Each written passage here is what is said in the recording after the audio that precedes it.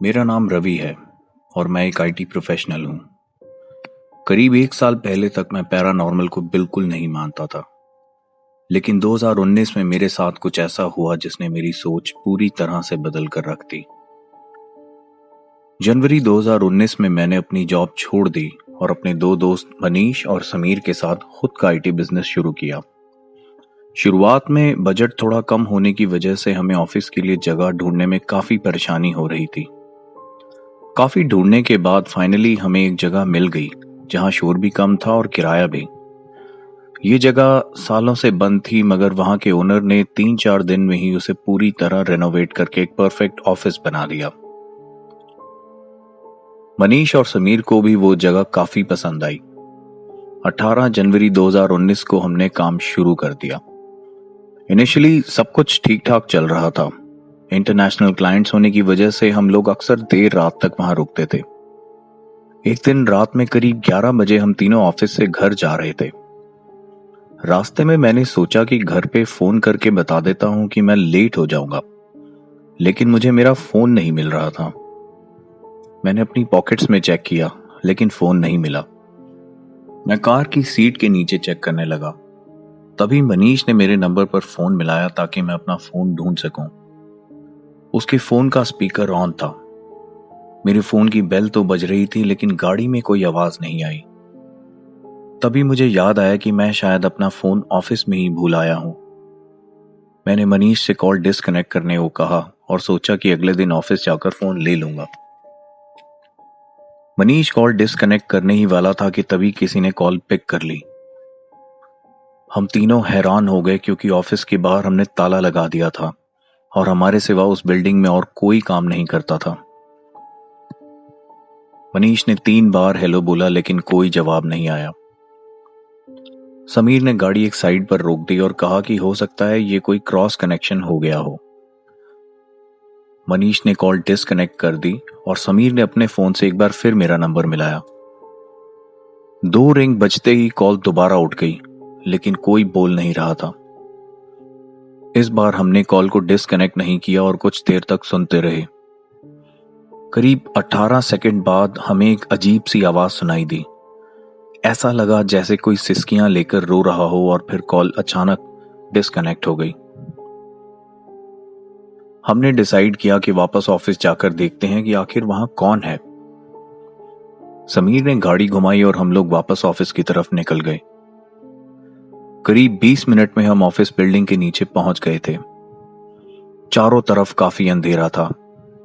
हमने गाड़ी पार्क करी और जैसे ही हम गाड़ी से बाहर निकले, मनीष के फोन पर मेरे नंबर से कॉल आई। उसने कॉल उठा ली और हेलो बोला। दूसरी तरफ से किसी औरत ने अजीब सी आवाज में बोला,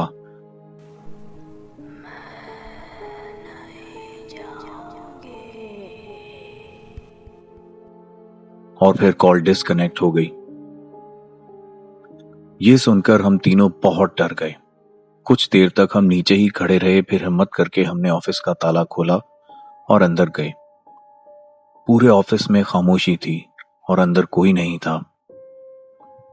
मेरा फोन मेरे कैबिन में टेबल पर पड़ा हुआ था, जिसे उठा के हम बिना एक पल रुके वहां से घर चले गए।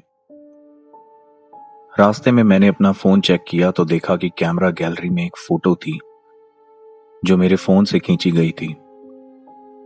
इस वक्त स्क्रीन पर जो आप इमेज देख रहे हैं, ये वही है जो मेरे फोन से उस दिन कैप्चर हुई थी। इस इंसिडेंट के बाद हम तीनों इतना डर गए थे कि हमने बिना और सोचे वो जगह खाली कर दी, और आज भी उसे याद करके हमारी रूह कांप जाती है।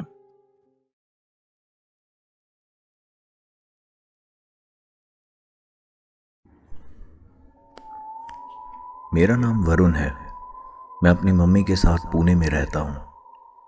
मेरे पापा की करीब 4 साल पहले कैंसर से डेथ हो गई थी। मेरी मम्मी एक हॉस्पिटल में हेड नर्स की जॉब करती हैं। लॉकडाउन की वजह से इन दिनों उन्हें ऑलमोस्ट 12 से 14 घंटे ड्यूटी करनी पड़ती है, जबकि मैं सारा दिन घर पर ही रहता हूँ। कुछ दिनों पहले मेरे साथ एक ऐसी घटना घटी जो बेहद डरावनी और सोच से भी परे है। रोज की तरह मेरी मॉम सुबह 9 बजे ड्यूटी के लिए चली गईं। जाते वक्त उन्होंने मुझसे कहा कि उनके पास घर की एक्स्ट्रा चाबी है, इसलिए जब भी मुझे सोना हो तो मैं घर को अंदर से लॉक करके सो जाऊं। ये कहकर वो घर से चली गई। मैं दिन भर अपनी पढ़ाई करता रहा या फिर टीवी देखता रहा। शाम को मैंने अपने और माँ के लिए डिनर भी बना दिया। मम्मी यूजुअली 10 बजे तक घर आती थी। उस दिन मैंने खाना पहले ही खा लिया और ऊपर फर्स्ट फ्लोर पर अपने रूम में सोने चला गया। सोने से पहले मैंने मम्मी को व्हाट्सएप पर मैसेज भेजा कि उनका खाना मैंने नीचे डाइनिंग टेबल पर लगा दिया है, ताकि जब भी वो आए तो खाना खा लें। इसके बाद मैंने लाइट्स ऑफ कर दी और अपने बेड पर सो गया। करीब 15 मिनट बाद ही मुझे नीचे का दरवाज़ा खोलने की आवाज़ सुनाई दी। मैं समझ गया था कि मम्मी घर आ गई हैं। इसके बाद मुझे उनकी सीढ़ियाँ चढ़कर ऊपर आने की आवाज़ सुनाई दी और फिर धीरे से उन्होंने मेरे रूम का दरवाज़ा खोला। मैंने उनसे कहा कि उनका खाना डाइनिंग टेबल पर रखा है। माँ ने कोई जवाब नहीं दिया और दरवाजे पर खड़े होकर वो मेरी ओर देखती रही। मुझे कुछ अजीब सा लगा और मैंने उनसे पूछा कि सब ठीक तो है ना, लेकिन उन्होंने कोई जवाब नहीं दिया। अंधेरा होने की वजह से मुझे उनका चेहरा दिखाई नहीं दे रहा था। तभी मेरे बगल में रखे फ़ोन पर एसएमएस आया और फ़ोन की लाइट जल गई। मैंने फ़ोन उठाकर देखा तो मेरे होश उड़ गए। वो मैसेज मेरी मम्मी का था और लिखा था कि वो 15-20 मिनट तक घर पहुंच जाएंगे। मैं डर के मारे कुछ सेकंड्स तक अपनी जगह पर चुपचाप लेटा रहा। मेरे रूम के दरवाजे पर जो कोई भी था वो अब भी वहीं खड़े होकर मेरी तरफ देख रहा था। मैंने हिम्मत जुटाकर फिर से कहा, माँ तुम प्लीज नीचे जाकर खाना खा लो, मुझे बहुत नींद आई है। और ये कहकर मैंने अपना मुंह रजाई से ढक लिया। बिना एक पल गंवाए मैंने अपनी माँ को मैसेज किया कि हमारे घर में कोई घुस आया है। 2 मिनट बाद ही उनका मैसेज आया कि वो 5-7 मिनट में घर पहुंचने वाली हैं और उन्होंने पुलिस को भी कॉल कर दिया है। उन्होंने मुझे कॉल नहीं किया क्योंकि वो समझ गई थी अगर पॉसिबल होता तो मैं भी उन्हें मैसेज की बजाय कॉल कर सकता था। डर के मारे मुझे कुछ समझ नहीं आ रहा था कि क्या करूं। तभी मुझे किसी के सीढ़ियों से नीचे उतरने की आवाज़ सुनाई दी और उसके बाद बहुत देर तक खामोशी रही। जो भी उस वक्त घर में था वो बाहर नहीं गया था, वरना मुझे दरवाज़ा खोलने की और बंद होने की आवाज़ ज़रूर आती। फाइनली मुझे पीसीआर का सायरन सुनाई दिया और उसके बाद मेरी मम्मी और पुलिस दोनों घर के अंदर आ गए। मैं जल्दी से उठा और रूम की लाइट्स ऑन कर दी। मम्मी ने ऊपर आकर मुझे गले से लगा लिया और कहा कि अब डरने की कोई बात नहीं। पुलिस ने आधे घंटे तक घर में और घर के आसपास चेकिंग की, लेकिन कोई नहीं मिला। स्ट्रिक्ट लॉकडाउन की वजह से ना तो मैं कहीं और रहने जा सकता था और ना ही मेरी मम्मी को हॉस्पिटल की ड्यूटी से छुट्टी मिल सकती थी।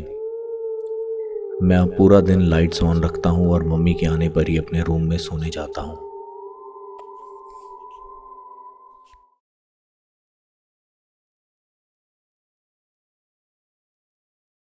ये कहना मुश्किल है कि भूत प्रेत होते हैं या नहीं।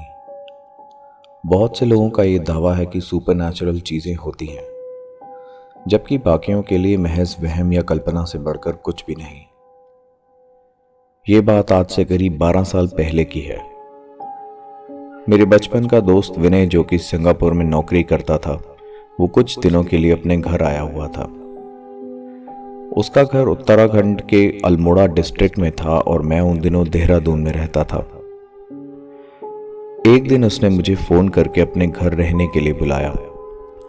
कॉलेज खत्म करने के बाद हम करीब 5 साल से नहीं मिले थे।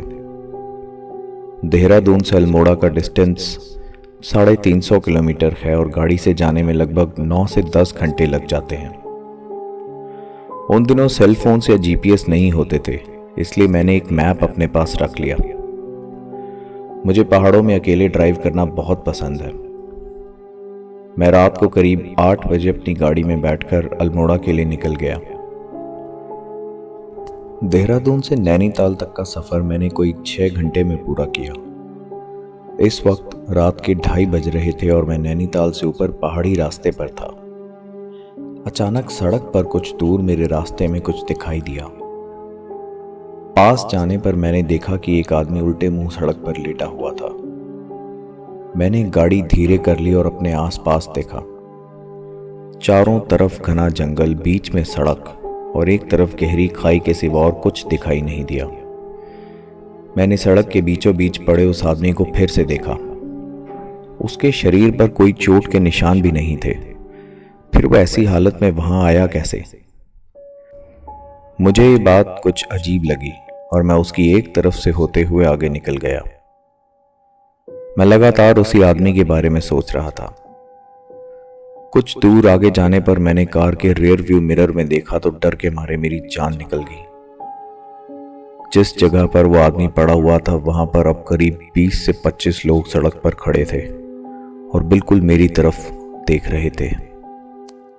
उनमें औरतें और बच्चे भी थे।